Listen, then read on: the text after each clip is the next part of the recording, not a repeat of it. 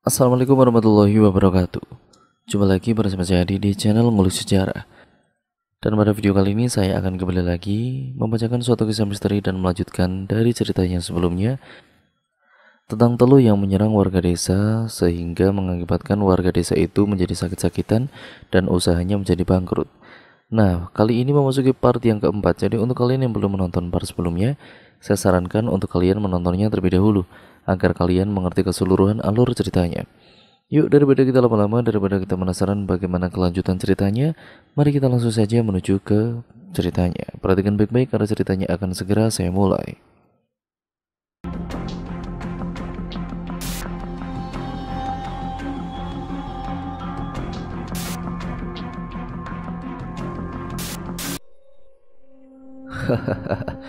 Mereka pasti sangat ketakutan sekarang karena aku memerintahkan genderuwo kesayanganku untuk keluar dari tempat persembunyiannya, ujar laki-laki itu saat melihat ke dalam wadah logam berisi air.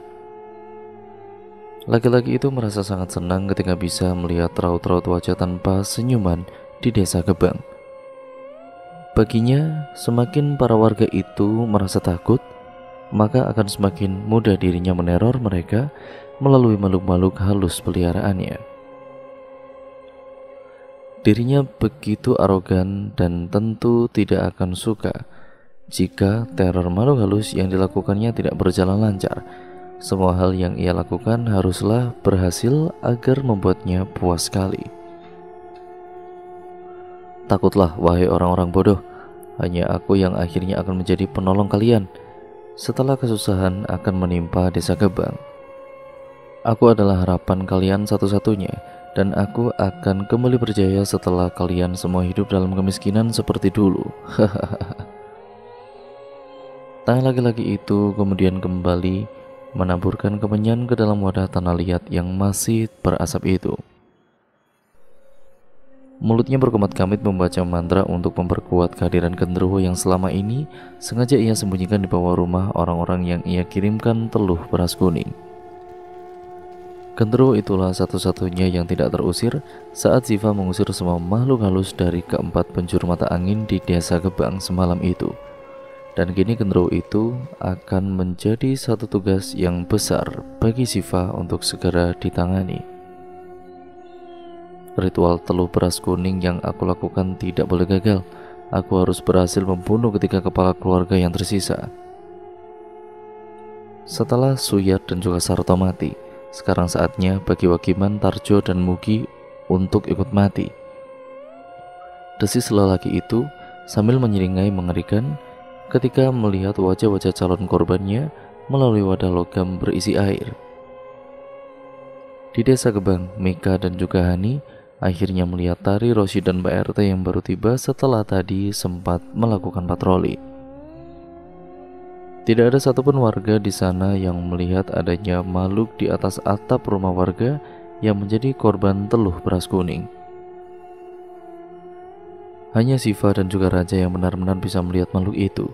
Hantu itu membuat Pak RT menjadi agak sedikit ragu dengan apa yang tadi didengarnya dari Tari. Saya sama sekali tidak melihat apa-apa di atas atap ketiga rumah warga itu. Apakah benar memang ada makhluk halus yang sedang berpindah-pindah dari satu atap ke atap yang lainnya? Tanya Pak RT. Bapak jelas tidak bisa melihatnya, karena kami pun begitu. Tapi dua orang anggota kami yang memiliki kelebihan itu bisa melihat dengan jelas makhluk tidak kasat mata tersebut, jawab Rosyid. Kalau Bapak tidak percaya, cobalah masuk ke salah satu rumah itu dan dengarkan sendiri apa yang terdengar ketika Bapak berada di dalam sana seperti mereka. Ketika keluarga itu kemudian saat ini sedang dilanda ketakutan akibat makhluk yang dilihat oleh teman kami, ia terus saja berpindah-pindah dari satu atap ke atap yang lain. Suara perpindahannya kedengaran jelas kalau Bapak berada di dalam salah satu rumah itu. Iya Pak, silakan saja. Kalau mau mencoba, kami semua akan menunggu kesaksian Bapak dari sini. Yaitu pun kalau Bapak bisa keluar lagi dari sana, tambah Hani, tampak jengkel saat ada orang tidak percaya dengan apa yang sedang mereka kerjakan. Tari pun dengan cepat menyabarkan Hani agar wanita itu tidak perlu berlarut-larut dalam kejengkelannya. Pak RT kemudian memutuskan untuk percaya saja dengan apa yang dilihat oleh Raja dan Siva, daripada harus ikut membuktikan mengenai suara perpindahan makhluk halus itu yang ada di atap ketiga rumah warga tersebut. Ia jelas merasa harus menghindari insiden terjebak dalam lingkaran yang dibuat oleh si pengirim teluh beras kuning. Rosi dan juga Tari mendekat karena butuh laporan langsung mengenai makhluk yang saat itu masih diperhatikan oleh Raja dan Siva. Raja dan juga Siva sejak tadi diam saja. Tidak ada yang tahu mengapa mereka tidak melakukan sesuatu pada makhluk yang mereka lihat saat itu. Ada yang ingin kalian laporkan? Tanya Rosid. Dia tidak akan turun, dia hanya bisa muncul di atap dan berpindah-pindah seperti yang sejak tadi terjadi, jawab Siva. Kenapa bisa begitu? Tari terdengar ingin tahu. Karena bagian bawah rumah ketiga korban itu telah kita beri pertahanan melalui air yang sudah didoakan. Itulah mengapa dia terus berpindah-pindah dari satu atap ke atap lainnya dan hanya berada di bagian atap. Dia tidak bisa turun ke bawah dan bahkan saat berada di atap pun dia tidak bisa menetap di satu tempat saja, jelas Siva. Lalu apa yang akan kamu lakukan sekarang? Rosid ingin tahu.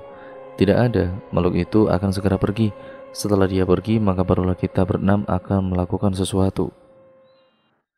Benar saja, tidak lama kemudian makhluk besar bertaring yang menyeramkan itu mendadak hilang. Tampaknya Siva memang sadar kalau kemunculan makhluk itu hanyalah sekedar untuk menakut-nakuti. Setelah tadi ia berhasil membuat ketiga korban hampir benar-benar terlepas dari teluh beras kuning. Si pengirim teluh beras kuning itu ingin membuat siapapun yang membantu ketiga korban merasakan ketakutan yang hebat jika makhluk peliharaannya mendadak muncul di desa Gebang. Maka dari itu pula lah Siva memutuskan untuk tidak memberikan perlawanan ketika makhluk itu muncul. Si pengirim teluh beras kuning itu harus mengira bahwa semua yang sedang membantu merasa takut dengan makhluk peliharaannya.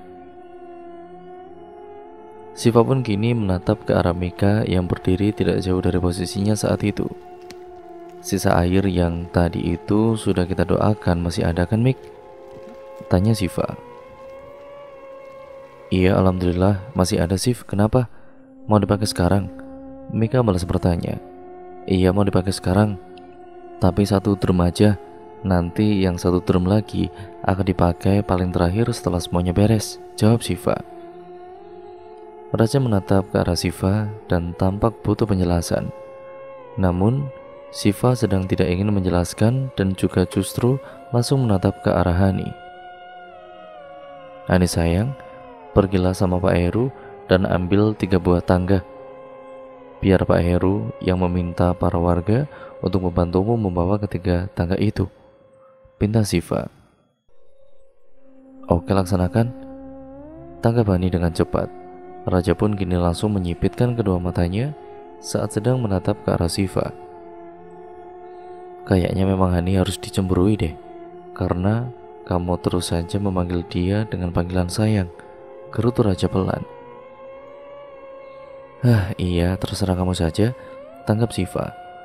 Rosid, bantu Mika bawa airnya ke sini. Siva pun kembali menoleh ke arah Raja. Jak, bantuin Rosid dan juga Mika. Jangan cuma diam saja di sisiku, lanjut Siva yang sedang mempersiapkan taktiknya setelah mengamati makhluk tadi. Wanita itu berjalan mendekat pada Pak RT dan berhenti tepat di hadapannya. Pak, saya mau tanya, apakah ada warga di sini yang sering berurusan dengan lintah darat? Tanya Siva to the point. Pak RT tampak kaget saat mendengar pertanyaan yang Siva ajukan saat itu. Tadi juga mendengarnya, sehingga membuatnya segera memfokuskan diri pada apa yang sedang dicari tahu oleh Siva saat itu. Bapak tidak usah takut menjawab. Saya tidak akan menghakimi soal masalah pinjam-meminjam uang dari rentenir yang mungkin pernah terjadi ataupun menjadi praktik di desa Gebang ini. Saya hanya butuh informasi tentang rentenir yang meminjam-minjamkan uang tersebut, jelas Siva, agar Pak RT tidak ragu-ragu menjawab pertanyaannya. Tapi untuk apa juga kamu menanyakan mengenai hal itu pada PRT, Sif? Tanya Tari. Siva menghela nafasnya selama beberapa saat sebelum menjawab pertanyaan dari Tari. Makhluk yang aku dan juga Raja lihat tadi terlihat menjulurkan lidahnya sebelum akhirnya menghilang. Itu adalah satu ciri sangat aku kenali tentang makhluk peliharaan orang yang sering membungakan uang yang dia pinjamkan. Maka dari itulah aku langsung bertanya pada PRT.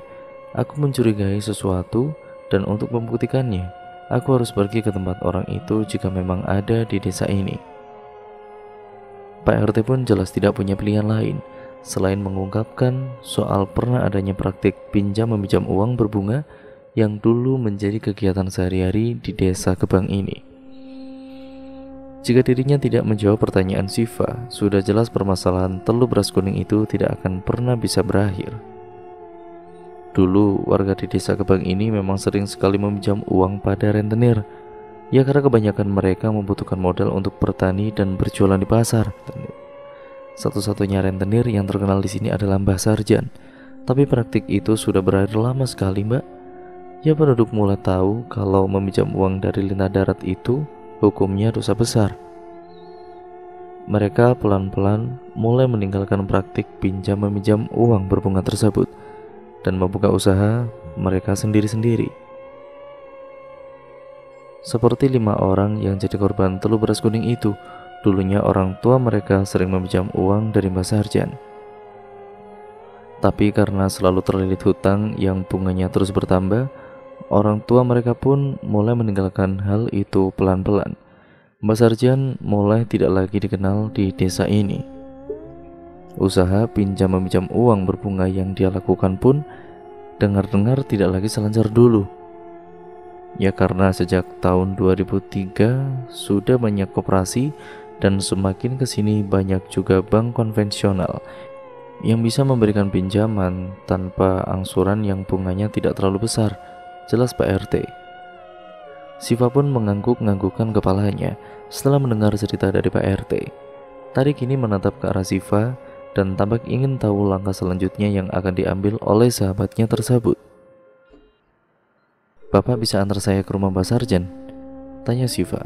Bisa, tapi PRT terlihat ragu. Kita tidak akan benar-benar sampai di rumahnya, Pak.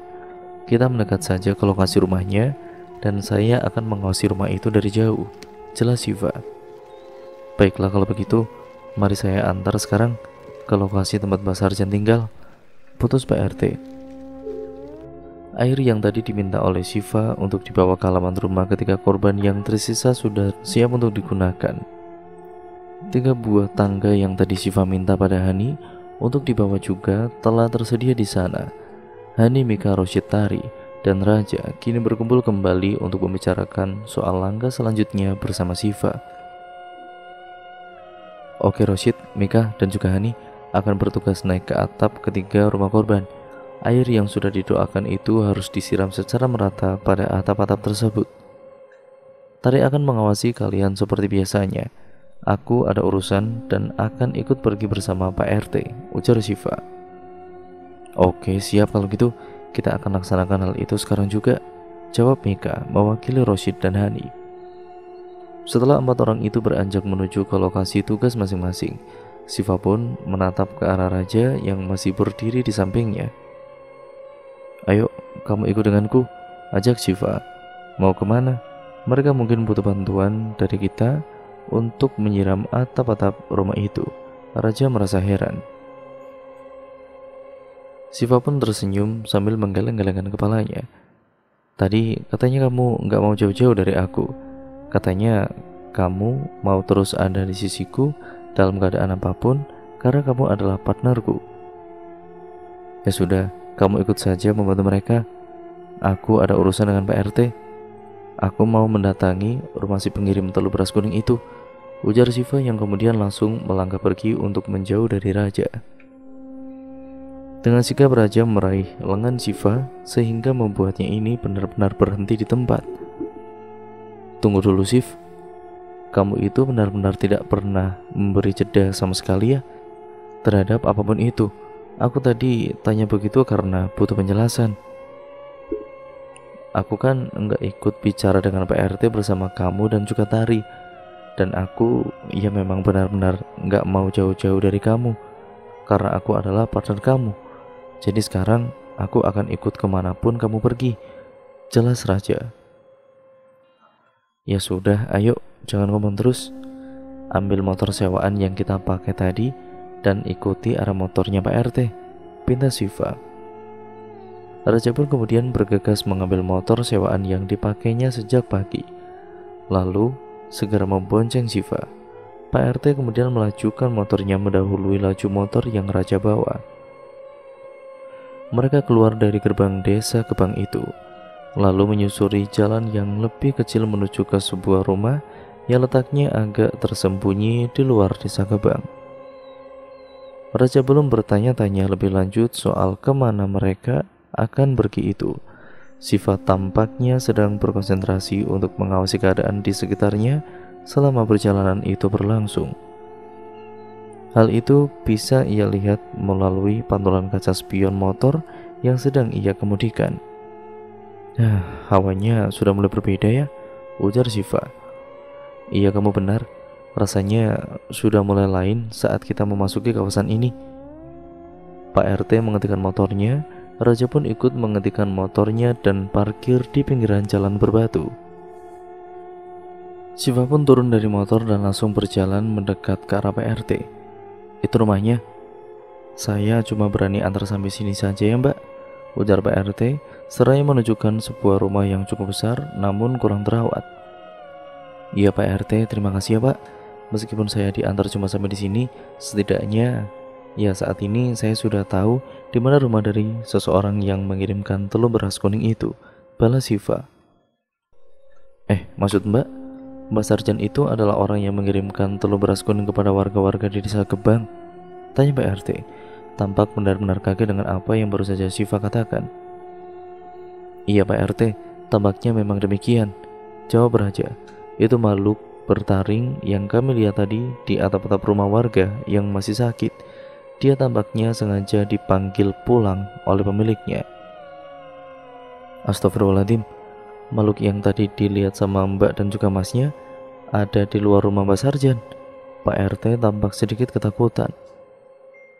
Pak RT tenang saja, makhluk itu hanya akan ada di sana. Dia tidak akan kemana-mana jika tidak diperintah oleh orang yang memeliharanya. Maka dari itulah kita hanya perlu memperhatikannya di sini saja. Toh saat ini saya memang belum berniat melakukan apa-apa.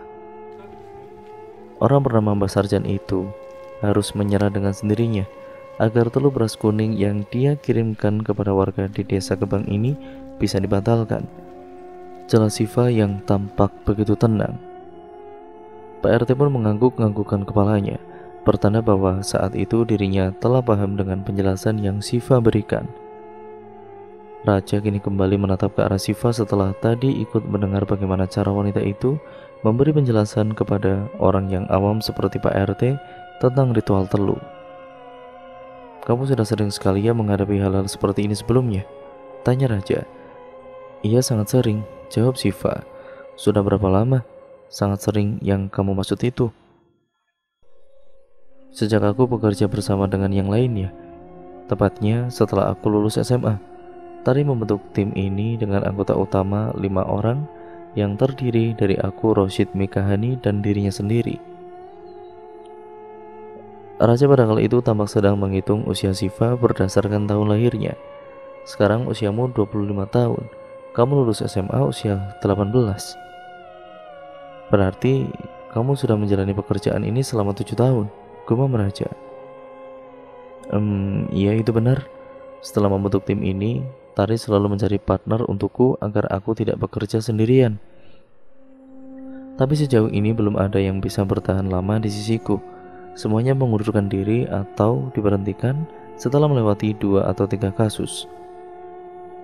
Kamu adalah partner ke-23 yang bekerja bersamaku dalam kurun waktu 7 tahun.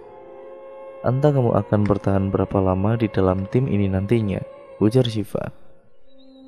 Raja pun tersenyum meski telah berupaya untuk menahannya sekuat tenaga. Insya Allah aku akan bertahan sangat lama. Bekerja bersama kamu jelas bukan sesuatu yang sulit untuk aku lalui. Oh ya, kamu tidak mau tanya tentang aku? Aku sudah tanya-tanya tentang kamu sejak tadi.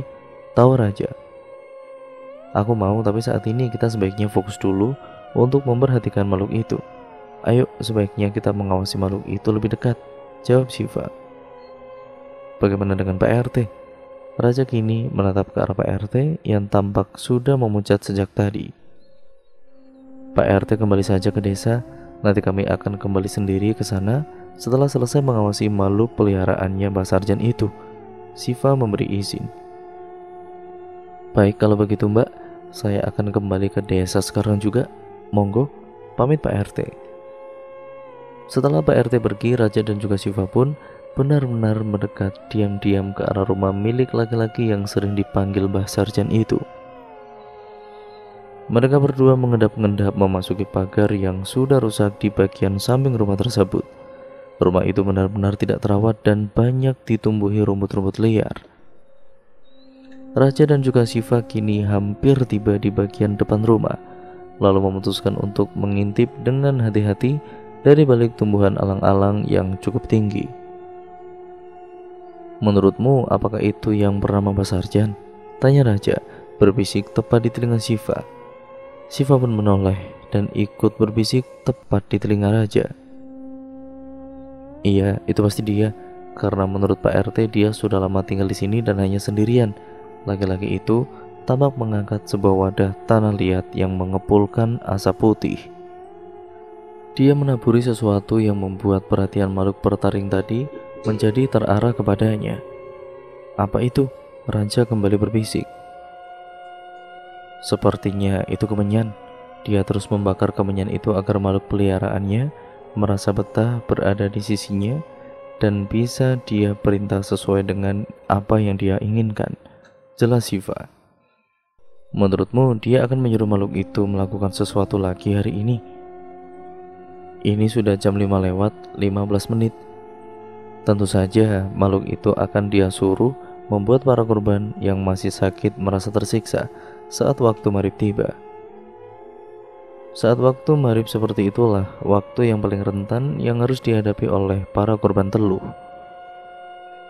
Shiva pun segera menarik lengan Raja agar ikut dengannya keluar dari halaman rumah Mbah Sarjan. Mereka kembali mengendap-endap seperti tadi agar tidak menimbulkan kecurigaan. Kita mau kemana? Kembali ke desa, tanya Raja yang mulai menstarter motornya. Iya, kita harus sampai di sana sebelum makhluk itu kembali lagi, jawab Shiva. Motor itu segera melaju ke arah menuju desa Gebang. Shiva mengeluarkan ponselnya dan mencoba menghubungi Tari. Halo, assalamualaikum Shiv, ada apa? Tanya Tari. Waalaikumsalam Tar, tolong beritahu Rosyid dan juga Mika untuk bersiap-siap di rumah Pak Mugi dan juga Pak Tarjo. Saat Raja tiba di sana, dia akan bersiap untuk ke rumah Pak Wagiman. Kita akan meruqyah ketika korban itu sebelum waktu sholat maghrib benar-benar tiba, jawab Shiva. Oke, aku akan menyuruh Rosyid dan juga Mika untuk bersiap-siap. Ruqyahnya pakai sisa air yang sudah didoakan kan? Tari ingin memastikan. Iya, pakai sisa air yang sudah didoakan Tar. Aku tutup dulu teleponnya ya. Assalamualaikum. Waalaikumsalam. Setelah selesai menghubungi Tari, Shiva pun kembali menyimpan ponselnya pada saku celana. Ia kemudian menatap Raja melalui pantulan kaca spion. Jak, kamu siap untuk membantu proses ruqyah terhadap Pak Wagiman kan? Tanya Shiva. Insya Allah aku siap Shiv. Lalu kamu akan berada di mana saat proses ruqyah terhadap ketiga korban itu dilaksanakan? Tanya Raja. Aku akan berada di luar ketiga rumah itu. Tari dan juga Hani juga akan ada bersamaku, jawab Shiva. Motor itu akhirnya tiba di desa Gebang. Raja langsung pergi ke rumah milik Wagiman. Setelah melihat Rosyid dan juga Mika yang sudah siap di rumah milik Tarjo dan juga Mugi. Pintu ketiga rumah itu kembali ditutup rapat setelah ketiga pria tadi masuk ke sana. Tari dan juga Hani meminta warga untuk menunggu saja di depan rumah Pak RT dan tidak mendekat ke halaman rumah ketiga korban tersebut. Siva berdiri di halaman rumah Tarjo, tepat di tengah-tengah antara halaman rumah Mugi dan juga Wagiman. Proses ruqyah terhadap ketiga korban sudah dimulai di dalam rumah itu. Teriakan-teriakan dari semua korban yang sakit pun terdengar sangat keras sekali hingga ke rumah seberang. Beberapa orang yang mendengar suara-suara teriakan mendadak bisa membayangkan seberapa sakit yang dirasakan oleh ketiga korban akibat menerima teluh beras kuning tersebut. Siva membaca doa dan juga ayat kursi di dalam hati berulang-ulang kali. Ia tahu bahwa sebentar lagi akan ada yang datang secara langsung ke hadapannya. Karena proses ruqyah yang sedang berlangsung sudah membuat ritual teluh beras kuning hampir tidak bisa dilanjutkan. Gani masih juga mondar-mandir di lantai atas, yaitu di lantai atas rumah keluarga Jatmiko, dan berusaha menghubungi Siva. Laki-laki itu masih tidak mau menyerah. Dirinya tetap ingin kembali menjalin hubungan dengan Siva karena merasa segalanya masih bisa diperbaiki. Arlita dan juga Tommy naik ke lantai atas tidak lama kemudian. Mereka menatap kesal ke arah Gani yang masih juga bertingkah seakan segalanya masih sama seperti dulu. "Gani, kamu sedang apa? Kamu masih berusaha menghubungi Siva? Kamu masih juga mengganggu jam kerjanya seakan dia masih menjadi pacarmu," desak Arlita. Gani menatap dingin ke arah kedua orang tuanya. Ia sama sekali tidak ingin menjawab pertanyaan apapun saat itu dan tetap berusaha menghubungi Siva. "Hentikan Gani, kalau kamu terus mengganggu Siva setelah orang tuanya memberi peringatan, maka papa dan juga mama tidak akan membantumu jika sampai mereka melaporkan kamu ke polisi. Kamu akan kami biarkan mendekam di penjara," tegas Tommy. "Ah, terserah," teriak Gani secara mendadak. Arlita dan juga Tommy tampak kaget dengan reaksi Gani saat itu.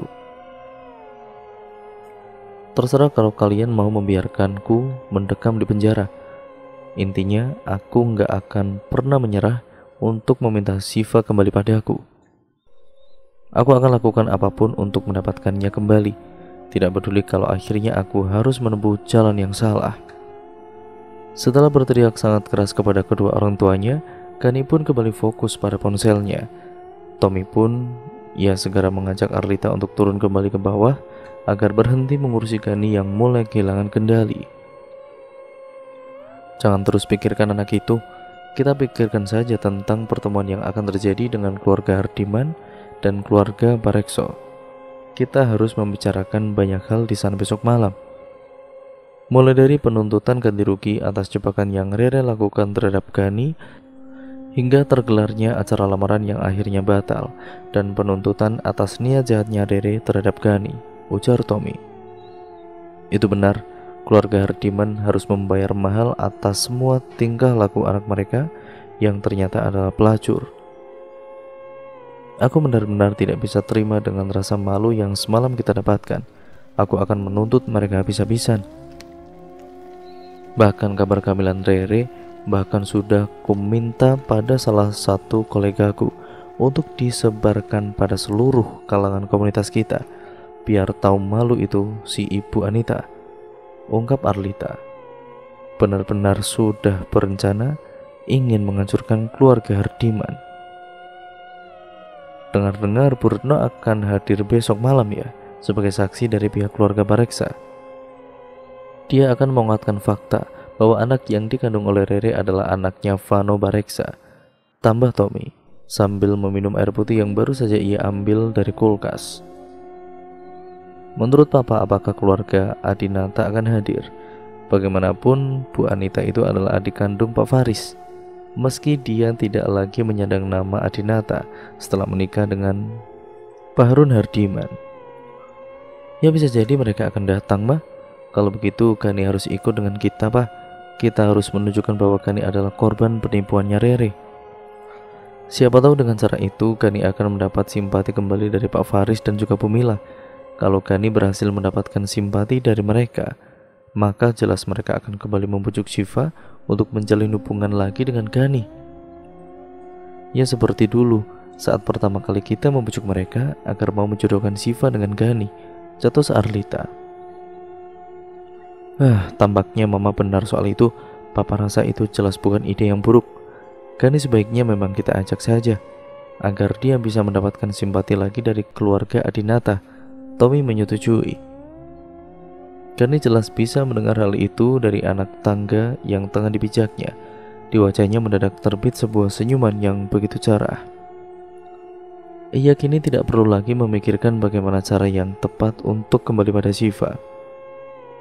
Ia hanya perlu membuat kedua orang tua Syifa bersimpati terhadapnya dan membuat mereka menganggapnya sebagai korban atas tindakan Rere yang ingin menjebak dirinya atas kehamilan yang bukan berasal dari benihnya. Gani pun langsung membatalkan niatnya turun ke bawah. Ia segera naik kembali ke atas dan segera menghubungi Rere. Nada sambung terdengar di seberang sana. Gani pun menunggu dengan sabar sambil mempersiapkan kata-kata yang tepat untuk bicara dengan Rere. Halo Gani, ya ampun Gan, aku kangen banget sama kamu nih. Dari tadi malam aku pengen banget mencoba.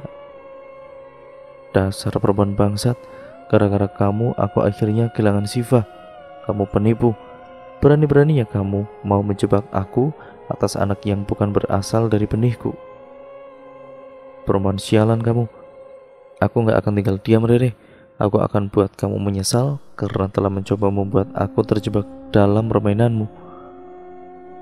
Aku akan menuntut kamu biar kamu membusuk di penjara. Bentak Gani tidak setengah-tengah. Gan, dengarkan aku dulu Gan, please. Aku cinta sama kamu. Aku cinta, kamu bilang. Kamu pacaran sama aku tapi tidur sama Vano. Kamu buat aku berkhianat sama Syifa, padahal kamu juga berkhianat sama aku. Kamu menggoda aku sejak awal aku jadian sama Syifa, dan saat aku tergoda sama kamu, kamu malah mau menjebak aku agar menjadi bapak dari anak haram di dalam kandunganmu itu. Bangsat memang kamu, Rere. Gani pun mematikan teleponnya dengan kasar.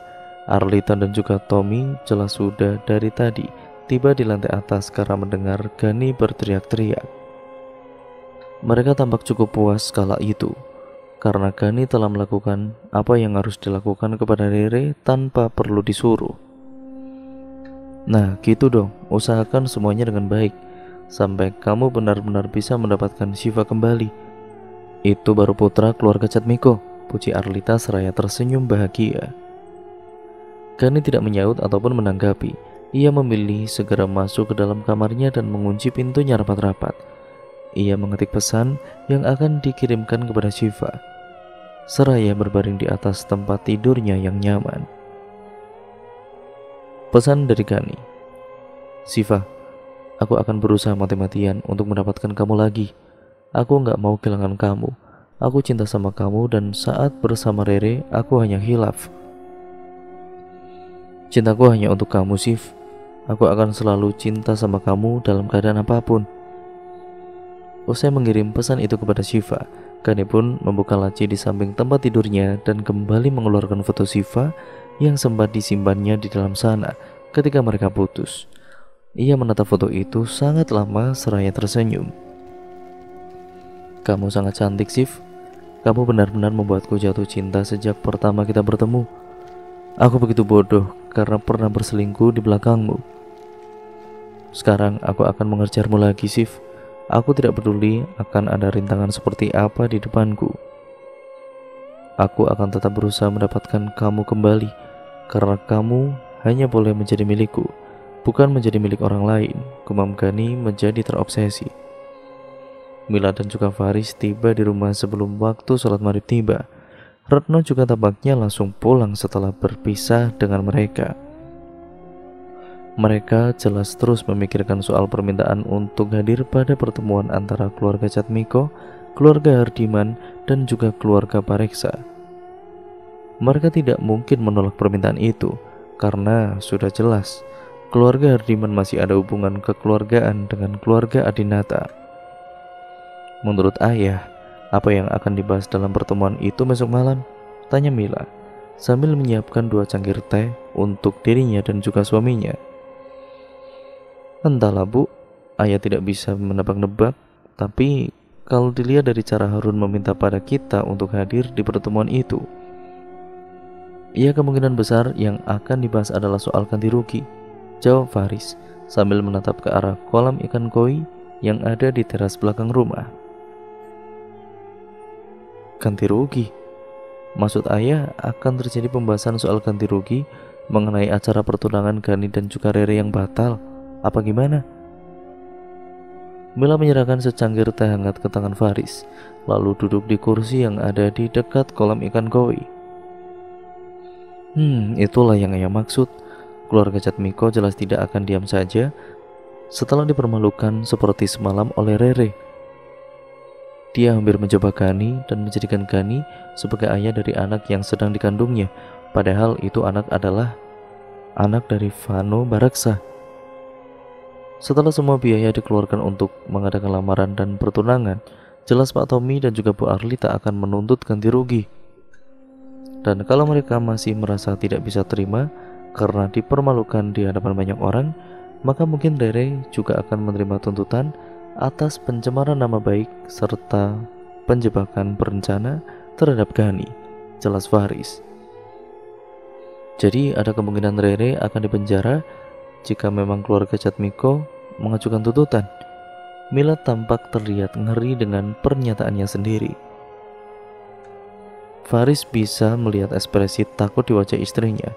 Sebenarnya sudah jelas bahwa mendekam di penjara adalah hal yang tidak pernah terbayangkan akan terjadi pada seorang wanita yang sedang hamil seperti Rere. Namun ya apa daya, semua adalah karena ulah Rere sendiri yang berniat menjebak Gani. Kalau memang hal itu terjadi, ya kita tidak bisa melakukan apa-apa. Kita adalah warga negara yang baik. Jadi kita tidak boleh membangkang dan juga menghalang-halangi proses hukum yang akan berjalan. Tapi kan itu dugaan ayah saja. Siapa tahu keluarga Jatmiko hanya ingin menuntut ganti rugi terhadap keluarga Hardiman, tidak lebih daripada itu, ujar Faris. Ya semoga saja, tapi kalau sampai benar-benar kejadian, ibu jelas akan memasang ekspresi enggak sangka saat menatap ke arah wajah Ibu Arlita dan juga Pak Tommy. Dan ibu akan bilang, kok ada ya manusia yang bisa berbuat setega itu pada manusia lain? Padahal tahu kan kalau orang yang akan mereka penjarakan saat ini sedang hamil gitu. Ibu tetap akan menunjukkan bahwa yang salah tetap salah dan yang benar akan tetap benar. Tidak ada yang boleh membela orang salah, meskipun awalnya mereka ada di pihak yang benar. Mila terdengar tidak ingin terjadi sesuatu yang buruk. Kita lihat saja besok malam, Bu. Semoga saja tidak perlu ada yang masuk penjara. Terlebih jika itu adalah Rere yang sedang hamil. Kita coba saja menjadi penengah yang baik dan berdoa semoga semuanya akan berakhir damai, saran Faris. Rere sedang mondar-mandir di kamarnya tanpa bisa menghentikan air mata yang terus saja mengalir sejak batalnya pertunangan antara dirinya dengan Gani. Ia dimarahi habis-habisan oleh kedua orang tuanya, terlebih saat mereka tahu kalau dirinya kini sedang hamil. Telepon dari Gani tadi itu membuatnya semakin stres tentunya. Gani marah membabi buta terhadapnya dan bahkan mengancam akan membuatnya menyesal karena telah membuatnya malu dan kehilangan Siva.